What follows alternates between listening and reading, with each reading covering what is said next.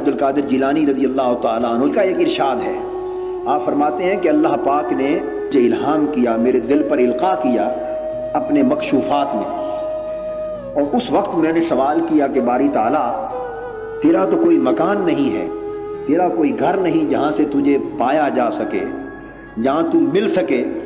اگر کوئی تمہیں ملنا چاہے اور تمہیں پانا چاہے تو کوئی ٹھکانہ تو بتا دے، کہاں سے تلاش کرے، کہاں سے تلاش کرے. آپ فرماتے ہیں کہ اللہ جل مجدہ نے مجھے القاء کیا، اور میں عبد القادر میرے بندوں کو بتا دے اگر مجھے تلاش کرنا ہے تو ٹوٹے دلوں میں تلاش کیا کرو، شکستہ دلوں میں تلاش کیا کرو. میں اکثر ان میں رہتا ہوں، شکستہ دلوں میں رہتا ہوں. مگر ہم تو شکستہ دلوں سے نفرت کرتے ہیں، ہم شکستہ دلوں سے نفرت کرتے ہیں. اور اسی طرح ایک مقام پر آپ فرماتے ہیں کہ اللہ جل مجدہ نے مجھے فرمایا کہ عبد القادر رضی اللہ تعالیٰ عنہ میرے بندوں کو یہ بات اعلان کر دے کہ اگر تم چاہتے ہو کہ میں تمہارا مہمان بنوں، چاہتے ہو کہ تمہارے گھر آؤں اور تمہارا مہمان بنوں، تو پھر وہ لوگ جو فقر اور فاقے اور بھوک اور افلاس کی آگ میں جل چکے ہیں اور غربت کے مارے ہوئے ہیں اور جن کے دل ٹوٹ چکے ہیں زمانے کے ان حالات کے پیش نظر، ان فقیروں مسکینوں کی دعوت کیا کرو، کیونکہ میں اکثر ان کے گھر مہمان ہوتا ہوں، اکثر ان کے گھر مہمان ہوتا ہوں. اور جب تم انہیں اپنے دسترخوان پہ بلاؤ گے تو سمجھو میں بھی تمہارے گھر آ جاؤں.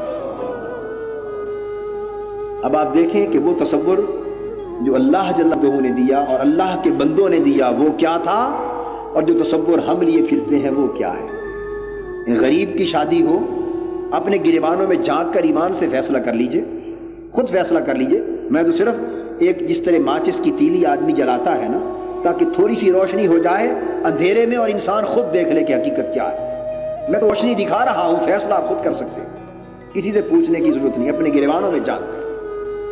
اور اگر اس قاعدے کو سامنے رکھ لیں، دیکھیں کہ پھر اس اصول کے تحت ضمیر ملامت اور لعنت کرتا ہے یا شاباش دیتا ہے، فیصلہ کر لیں کہ ہم کس راستے پر جا رہے ہیں. ایک غریب کی شادی ہو، اس کے بیٹے بیٹی کی شادی ہو، اور وہ آپ کو دعوت دے اور آپ کے پاس وقت بھی ہو جانے کا، آپ 100 بہانے بنا کر اس کے ہاں جانے سے گریز کریں گے. کسی کے غریب ہے، نہ وہ آپ کے کام آ سکتا ہے، نہ آپ کو کچھ بگاڑ سکتا ہے، نہ آپ کو کچھ دے سکتا ہے، نہ آپ سے کچھ لے دوسرے معنی میں سکتا ہے. ویسے تو آپ یہ گمان کریں گے کہ لے گا ہی نہ، کچھ دینا تو اس نے کچھ نہیں، گریز کرتے ہیں. اور اگر کسی بڑے آدمی کی شادی ہو اور اس کی طرف سے فقط اطلاع آ جائے تو ہزارہا کام کیوں نہ ہو چھوڑ کے پہنچ جاتے ہیں. اور کیا عالی جا اور حضور اور سرکار اور سر کن القابات سے نواز کے اپنے آپ کو ذلت کے گڑھوں میں گرا رہے ہوتے. یہ ہم نے مرتبہ انسانیت کا بنا رکھا ہے. یہ قدر کس کی ہو رہی ہے، انسان کی یا پیسے کی؟ یہ پیسے کی پوجا ہو رہی ہے. اور پھر ہم کہتے ہیں کہ ہم موحد ہیں، ہم توحید پرست ہیں، اللہ کی عبادت کرنے والے ہیں. قیامت کے دن یہ سارے احوال کھول کے آنکھوں کے سامنے رکھ دیے جائیں گے. اللہ کو دھوکہ نہیں دیا جا سکتا. مخلوق کو دھوکہ دے سکتے ہیں آپ، مگر اللہ کو دھوکہ نہیں دے سکتے. اپنے نفس کو نہیں دے سکتے. نفس کو تو معلوم ہے نا کہ یہ کس کی پوجا ہو رہی ہے، تو اللہ کو دھوکہ کس طرح دیا جا سکتا.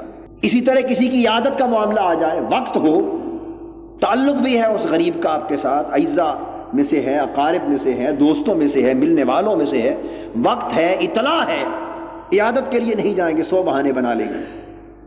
مگر اس کے برعکس صورت ہو، ساری مصروفیات اور مشاغل ترک کر کے اس کے ہاں 100 بار جائیں، بلکہ دھرنا مار کے وہیں بیٹھے رہیں گے. یہ میں عیادت کا ثواب کما رہا ہوں. پوچھنے آ رہا ہوں کہ حضور علیہ الصلوۃ والسلام کی سنت ہے، کتنا دھوکہ اور مکاری کرتے ہیں اللہ کے دین کے ساتھ، اور ہمارا کردار کتنا گنانا اور بھیانک ہو چکا ہے. ہم شریعت کے تصورات کے ساتھ بھی دھوکہ کر رہے ہیں. ہمیں علم ہے کہ ہم حضور علیہ السلام کی سنت سمجھ کے نہیں جا رہے، ہم کسی اور مفاد کے لیے جا رہے ہیں. اگر سنت سمجھ کے جاتے تو حضور تو دیوانی غریب عورتوں کی عادت کو جایا کرتے تھے. جن گھروں میں سوائے دھوئیں کے کچھ نہ ہوتا ان کے گھروں میں جا کر بیٹھتے، ان کی دل جوئی کرتے تھے. پھر ہمارا طرز عمل کچھ اور ہوتا. اللہ جل مجدہ نے فرمایا کہ میں ٹوٹے دلوں میں رہتا ہوں. اگر معیت نہیں چاہتے ہو تو ان کو قریب بلایا کرو.